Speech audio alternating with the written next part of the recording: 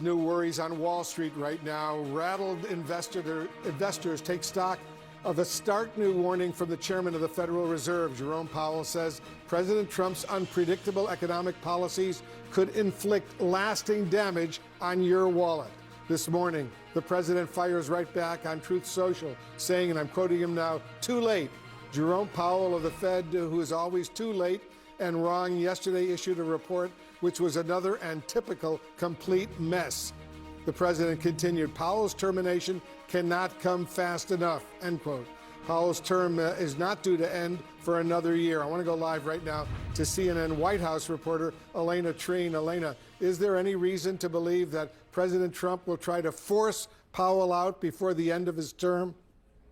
He could certainly try, Wolf, and we know that in the past, the president has, on several occasions, threatened to remove Powell from his post. Remember, the Federal Reserve operates independently from the White House, and so if President Donald Trump were even to try to do that, it would likely face a lot of legal issues in court. But this is something actually that Jerome Powell, while issuing that very stark warning yesterday about the economic situation in this country, noting specifically because of President Donald Trump's tariff policies, he reiterated that the Fed is independent from the White House and also said it's a matter of law. Listen to how he put it. We're never going to be influenced by any political pressure. People can say whatever they want. That's fine. That's not a problem. But we will do what we do strictly without consideration of political or any other extraneous factors. Now, part of that comes, of course, as well after the president on several occasions, including multiple times during this administration, but also over the past few years and back into his first administration, had called on the Fed to lower interest rates, to cut interest rates. And that's exactly what he did this morning, pointing to how the European Central Bank was doing that as well. But as you could hear there from Jerome Powell, he said that they will not be making decisions based off what President Donald Trump or other politicians are saying. Also of note, of course, is that Jerome Powell's term is not set to end until May of next year. So this is going to likely be a continued contentious relationship between President Trump and the Federal Reserve Chair. Wolf.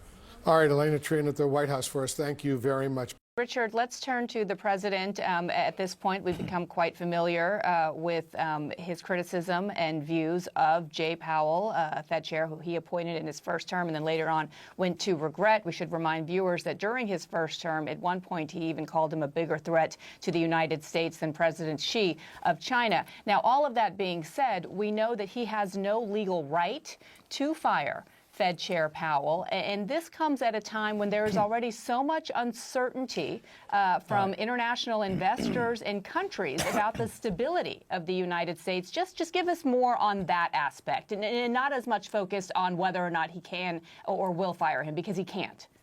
Okay, there are two phrases that are hallmarks of probity and integrity when it comes to the Fed or it comes to economic policy. The first that Treasury secretaries and presidents always say is a strong dollar is in the best interests of the United States. Any deviation from that phrase is dynamite. The second, the Fed is independent and will do what it sees it's fit for the economy, and I have total confidence in the Fed, or some version thereof. Any deviance from that, dynamite. And that's what President Trump is playing with, because even though he can't fire him, the mere thought that you're going to make trouble for the Fed, you're going to put political pressure, you're going to undermine its credibility. Who might he appoint as vice? If a chair comes up, who's he going to pressure? It's very damaging. The only line that governments or presidents are supposed to say is the Fed is independent and will do what it sees fit. Any of this nonsense about the termination, the this, the that, the other, it's undercutting the Fed's independence credibility.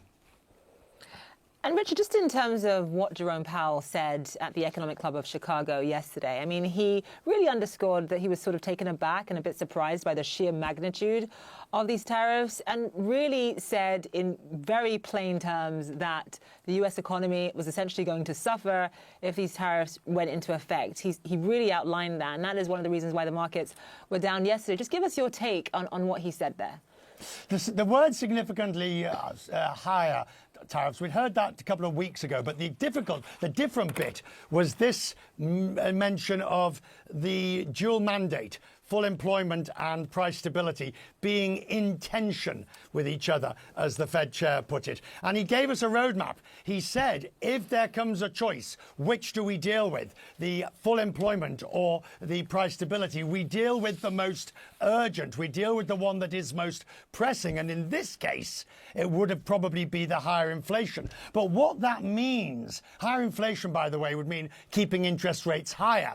So that would suggest that the Fed is preparing itself for some form of stagflation, where growth slows to almost nothing, inflation remains high, unemployment starts to rise, and they're only powered to do one versus the other, which would be dealing with inflation. President Trump threatening the Federal Reserve Chair Jerome Powell with termination, just one day after Powell warned that Trump's trade war could have truly devastating consequences for the U.S. economy. Let's discuss this and more with Democratic Congresswoman Shelley Pingree of Maine. Congresswoman, thanks so much for joining us. If the president actually fires Powell, what could that do to the central bank's independence? Look, there is already so much financial turmoil going on, whether it's the stock market or the bond market. I think this would cause an incredible upset, just as his tariffs have caused in my state and across the country. The chairman, Powell, warned the president's trade policy could lead to higher inflation and slower growth if tariffs remain in effect. How are businesses in your district bracing for that possibility? And you're in Maine. And do you see a global recession as a likely outcome as well?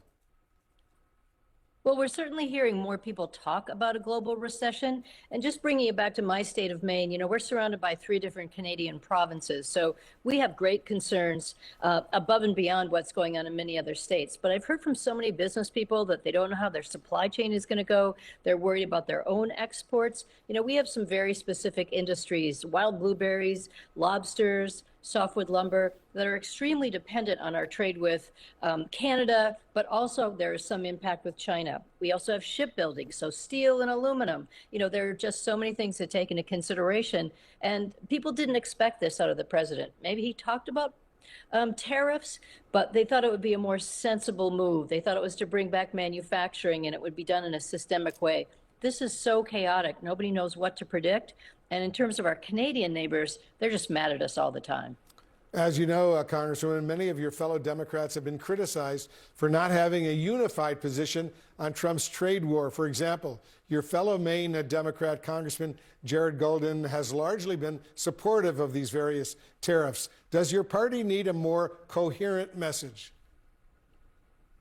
Look, trade is complicated and tariffs are complicated. And one of the reasons my colleague feels that way is because Maine is one of those states that was really damaged by NAFTA. We lost a lot of our manufacturing, and there are still people who are hoping that tariffs will bring back manufacturing. And I fully understand that. It's just the way the president is going about doing it that is so chaotic, that doesn't make an investment in manufacturing and doesn't think about all the other things that we're concerned about raw materials, about labor markets. You know, there's a lot that has to go on to make sure you can have stable manufacturing in our state. So the idea that we would have a coherent message or there's just one way to go about doing this, that's just not true. I would say most Democrats are opposed to the tariffs, but you're not going to get 100% on anything.